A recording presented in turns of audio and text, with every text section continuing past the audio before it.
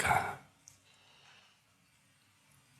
오늘은 살아계신 하나님의 은혜가 하시는 일을 만나는 오늘입니다. 살아계신 은혜가 하시는 일이 있다.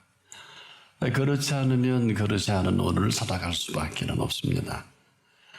한마디로 지금 이 세상은 두 부류밖에 없어요. 살아계신 그 하나님의 은혜가 하시는 일로 살아가는 사람과 그렇지 않은 사람이 있을 뿐입니다. 이런 사실이 얼마나 심각한지 절규하듯이 이렇게 외치고 우리를 명한 사람이 있어요. 하나님의 은혜를 헛되이 받지 말라. 우리가 하나님과 함께 일하는 자로서 내가 너희를 권한다 하고 절규처럼 이렇게 명령을 합니다. 아마 이런 줄 한 번도 생각해 본 일은 없을 것입니다. 이것은 바로 지금도 은혜는 살아계셔서 은혜가 하시는 일이 있음을 만나고 안 사람이기도 합니다. 근데 이게 상당히 명확하고 분명합니다. 지금도 여러분 그분이 하시는 일을 우리 막연하게 이럴 거다 저럴 거다 그렇지 않습니다. 그분이 하시는 일은 또 아무도 막을 수가 없어요. 아브라함만 해도 그렇습니다. 아브라함의 행보는 여러분들이 성경을 조금 저도 면밀하게 보시면 놀라운 일들을 발견하게 됩니다. 아브라함이 분명히 실수를 했고 또 허물이 있는데 아브라함을 탓하지 않으시고 바로 왕을 체결합니다. 같은 경우가 또 그랄 왕 아비멜렉에도 똑같이 일어납니다. 한마디로 아브라함이 겁을 먹고 자기 아내를 누이라고 속였거든요. 너무 아름다우니까 바로 왕이 그냥 자기 아내를 삼고자 데려가 버린 거예요. 이게 있을 수 있는 일입니까마는 하나님은 아브라함을 야단치셔야 되는데 바로 왕에게 나타나서 너 갖다 주지 않으면 내가 너를 죽여버리겠다고 성경은 기록을 합니다. 그럴 왕이 똑같습니다. 여러분은 이걸 듣고 어떤 생각이 드십니까? 여러분이 지금 은혜를 받는다고 하는데 이 은혜가 은혜처럼 대단한 은혜가 없거든요. 한마디로 이 은혜는 지금도 살아가게 하는 은혜입니다. 그렇지 않으면 그냥 그렇지 않은 삶을 살 수밖에 없어요. 그래서 살아계신 은혜다. 물론 이 이야기는 많이 들었을 줄 압니다만은 한마디로 살아계신 은혜 없이 살아가는 삶은 참 피폐합니다. 아마 여러분은 지금 익숙하게 살 수 있는, 경험할 수 있는 것들인데 지금까지 우리는 하나님의 은혜조차도 듣고 즐겼어요. 여러분 듣고 은혜 또 많이 받으시죠. 그러나 축도와 함께 이 문을 나가면 거기까지입니다. 어떻게 보면 은혜를 즐긴 것이 아니냐. 아마 그렇지만 않다면 이 은혜는 지금도 살아 계신 은혜로 하실 일이 있어요. 우리가 듣기만 해서 멈추니까 열심히 최선을 다해야 되겠죠. 여러분 아마 그렇게 살고 있을 것입니다. 늘 노심초사 수고와 길쌈으로 내가 은혜 받은 대로 움직이는 내가 움직이는 것이지 살아계신 은혜가 움직이는 것은 아닙니다. 무슨 얘기냐? 여러분의 삶의 팩트의 문제입니다. 여러분을 움직여가는 사실이 사실이지 않으면 그냥 여러분이 하고 싶은 대로 하는 것뿐입니다. 아마 이것을 제대로 알기도 만만치 않을 것입니다. 한마디로 은혜는 살아계신 은혜예요. 살아계신 은혜라니까요. 이걸 다른 말로 하면 하나님의 살아계심이다. 이 하나님의 살아계심이 헛되지만 않으면 하나님은 하나님을 드러내 보이실 것 아니겠습니까? 그래서 지금도 하나님의 은혜가 헛되지 않는다면 헛되지 않는 이 시제가 헛되지 않는 사람에게 가장 복 있는 사람으로 살아가게 합니다. 복 있는 사람으로 오늘을 맞이하게 하신 이 오늘만이 살아계신 은혜가 하시는 일이다. 그래서 이 복 있는 사람이라 그랬어요. 여러분 지금 복 받으려고 오셨죠? 근데 주실런지 안 주실런지 잘 모르겠네요. 이 복이 있는 사람들은 우리 주변에 어마어마한 악이 우글우글합니다. 그래서 지금도 이런 사람이 아니면 악한 꾀가 상당히 감동적이에요. 될성 쉽고 그럴싸하고 또 남들이 다 그렇게 출세한 거 같고 돈 벌고 잘 먹고 잘 살지 않습니까? 이방인들이 얼마나 잘 먹고 잘 살아요. 여러분도 그렇게 살고 싶어서 하나님 앞에 나온 사람이 혹이 있습니까? 근데 여러분들에게 예수님이 그렇게 심각하게 가르쳐 주신 걸 다 잊어버린 게 아니냐. 예수님은 가장 심각할 때 이렇게 말씀하셨습니다. 이렇게 기도하라. 다만 악에서 구하옵소서. 처음 들어보실 겁니다. 알긴 알죠. 다만 악에서 우리를 구하옵소서.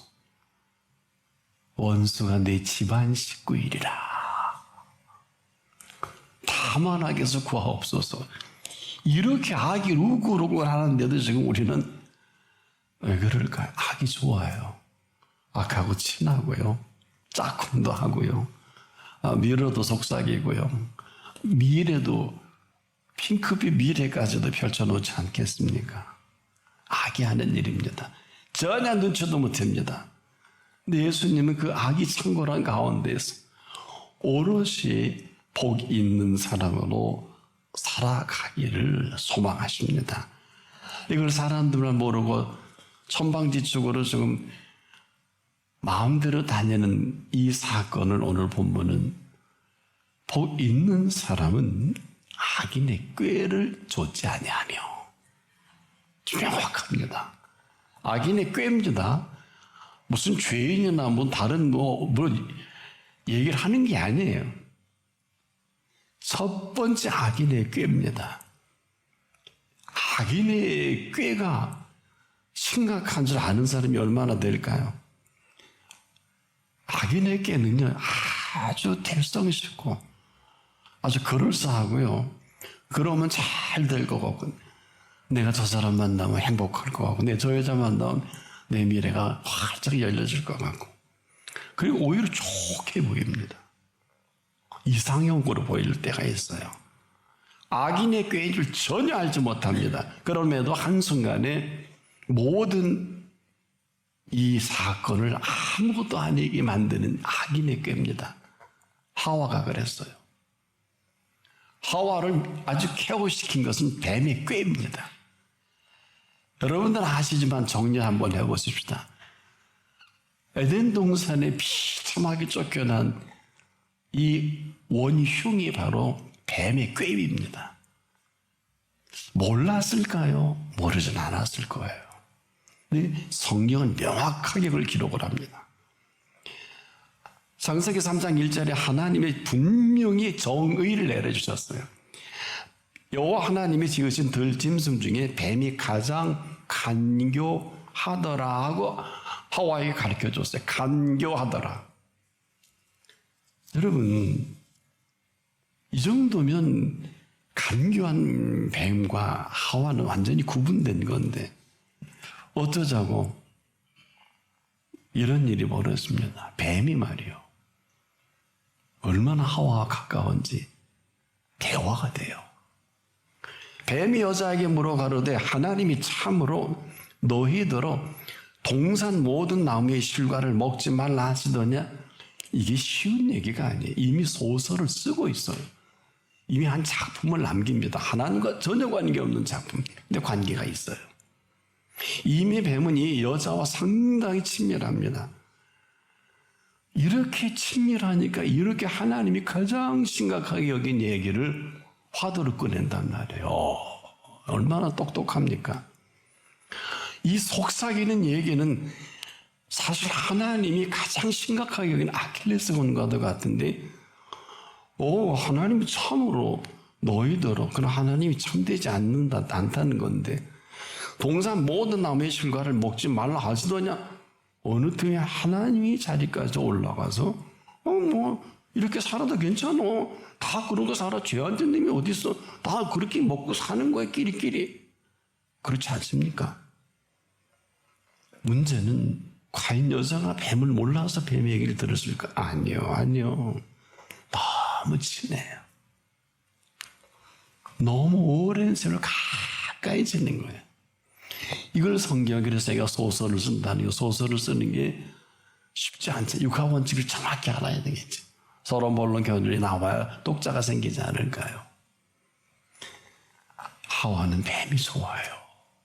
어쩌자고. 그걸 또 뱀이 알아요. 그래서 가까워진 거예요. 얼마나 이 뱀과 가까우냐면 정서가 맞아요. 이모션이 통해요. 내면이 통한다니까요. 하와가 생각하는 거나 보는 관점이나 뱀이 똑같아요. 그래서 뱀이 여자에게 묻는 거예요. 이미 초록은 동색이 됐기 때문에. 야, 하나님이 참으로 너희들은 동산 모든 나무의 실과를 먹지 말라 하더냐. 이미 끝난 거 아니에요. 자, 이 하나님이 하신 말씀 각색까지 한 거란 말이에요. 뱀이 이렇게 묻는다는 건 너무 가까워서 얘기가 통했잖아요. 결과는 어떻게 됐어요? 통해서 에덴을 쫓겨났잖아요. 여러분, 쫓겨났잖아요. 여러분은 아마 하나님 너무하신 거 아니냐? 아니요. 분명히 동산나무의 실과는 네가 임의로 먹되 선악을 알게 하는 실과는 먹지 말라. 네가 먹는 날에는 성령 죽으리라. 창세기 2장 16절과 17절에 정확합니다. 명확하고 똑똑하게 분명하게 말씀하신 것을 얼마나 뱀하고 하와가 친한지. 둘이 이제 결혼을 해야 되니까 한 방을 써야 되니까 미로가 각색하지 않습니까? 그 각색의 결과가 뱀이 여자에게 물어 하나님이 참으로 너희들은 동산 모든 나무의 실과를 먹지 말라 하시더냐라고 묻는 거예요. 이미 끝난 거예요. 얼마나 가까우면. 이런 사실 한 번도 생각해 본 일이 없죠. 이미 뱀은 재해석을 하고 재해석을 하는 컨셉을 하와는 받아들이고 꼴값을 다 떤 거예요. 여러분 그냥 단순히 쫓겨난 줄 아니요. 긴 시간입니다. 그래서 지금도 여러분들이 고생을 하는 이유는 재해석을 하셔서 그래요. 하나님의 말씀은 재해석하라는 말씀이 아닙니다. 여러분 무슨 수로 빛이 있어라 하신 말씀을 재해석할 수 있을 것 같아요. 생각해 보세요. 나사로야 나오라. 죽은 지 4일씩 돼서 썩은 냄새가 나는데 이걸 어떻게 재해석이 가능해요? 38년 된 병자에게 일어나 내 자리를 들고 걸어가라. 이것만이 복음이에요. 복음은 재해석할 수 없어요. 왜? 잘 들어보세요. 복음에는 복음이 있는지 없는지는 모르겠어요. 여러분에게. 복음에는 지금도 반드시 하나님의 의가 나타나서 이 나타난 사실을 믿는 믿음으로 믿음에 이르게 하시고 지금이에요. 이런 실체가 아마 기록하면서도 긴장을 했던 것 같으죠. 이미 하박국이 받은 말씀이기도 한데 오직이라는 단어를 대신합니다. 오직 이런 사람 벌써 의인의 반열에 서서 의인은 믿음으로 말미암아 조금 전에 나타나는 복음의 그 실체를 그 사실을 믿음으로 말미암아 어떻게 살리라. 성자의 동선과 행진이 시작이 된단 말이에요. 이게 성자의 행진이 아니에요. 이런 사실이 있는 줄도 처음 들어보시죠? 이게 복음이에요. 하와가 사는 동산의 이름을 다 전 세계가 다 알아. 에덴 동산은. 그러나 에덴이 왜 기쁨의 뜻을 가지고 있는 동산인지 아무도 알지 못해요. 왜 여러분 에덴이 기쁨의 동산일까요? 여러분 하와가 사는 에덴 동산을 기쁨의 동산답게 살게 하신 복음입니다. 그런 그 복음을 하와는 재해석을 하다가 비참하게 쫓겨나는 동산이 되는 거예요. 그 동산은 부족함이 없도록, 어디서 많이 들어본 고백일 것입니다. 내가 부족함이 없으리다 하는 동산이에요. 참 아름다운 동산입니다. 이름 자체가 기쁨의 동산이잖아요. 에덴은 기쁨이라는 이 의미심장한 이름을 가진 이 동산에 복음이 기쁜 소식인 까닭이거든요. 기쁘지 않은 복음은 복음이 아닙니다. 지금도 이 복음은 전인적이요 전인격적인 이 삶을 그대로 펼쳐가는 기쁨이에요.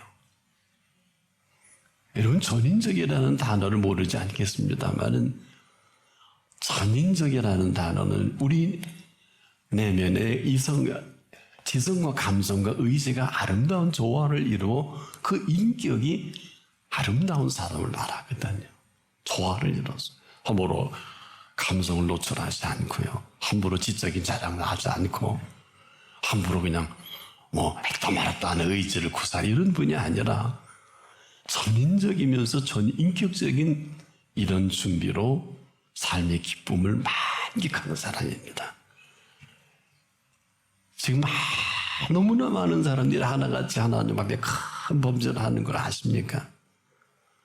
하나같이 내가 만든 천국을 살고 싶어. 우리 이렇게 저렇게 이렇게 하고 이렇게 사자. 이게 바로 내가 만들고 싶어하는 이 땅에서의 천국이에요.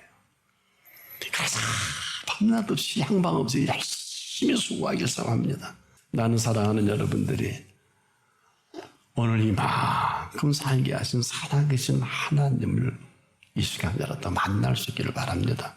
이 민족은 76년 전 공산주의자들이 1950년 6월 25일 한국에 피비리 내나는 전쟁을 일으켜서 1953년 7월 27일 휴전협정되기까지 지금 이어지고 있는 걸 아는 사람이 얼마나 될까? 우리나라는 전쟁이 끝난 나라가 아니고 왜 판문점 155마일 민통선에 판문점이 있을까요? 중립국 감시위원회가 있거든요. 있는 줄도 모르시죠? 우린 지금 그래서 우리 마음대로 할 수 있는 나라가 아니에요. 유엔에서 파송한 중립국 감시위원단이 전쟁으로 휘전이 된 상태에서 감시를 하고 있는데 이거 알긴 할까?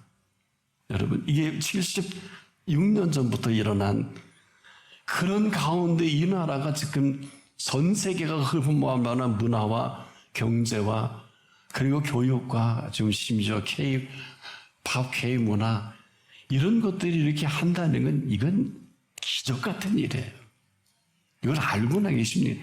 이 나라는 마음대로 할 수 있는 나라가 아니에요. 근데 얼마나 마음대로 합니까? 제가 오늘 이 말씀을 드리는 것은 여러분은 다 모른다 해도 살아계신 은혜가 하시는 일만큼은 하셔야 합니다. 이런 가운데 악인에게는 여러분 이렇게 귀 닫고 눈 막고 생각을 마비시키는 악인에게인 줄 아십니까? 무슨 말을 해야 될지도 모르고 살게 만드는. 그래서 예수님이 우리에게 악이 우글우글해서 여러분이 이렇게 피곤하신 거거든요. 그럼 목사님 설교를 어떻게 그렇게 하세요? 그럼 이런 설교를 해볼까요? 복음이 뭔 줄 아세요? 지금 이 순간에도 좋은 곳으로 네 손을 만족해 하사 네 청춘으로 독수리같이 새롭게 하시는 도다. 이게 복음이에요. 이거 없으면 이렇게 쭉 처질 수밖에 없어. 곧 북망산청 넘어가는 사람들은 할 수밖에 없어요. 이런 거예요. 여호와께서 집을 세우지 아니하시면 세우는 자의 수고가 헛되며 여호와께서 성을 지키지 아니하시면 파수꾼의 경성함이 허사로다. 너희가 일찍 일어나고 늦게 누우며 수고의 떡을 먹음이 헛되도다.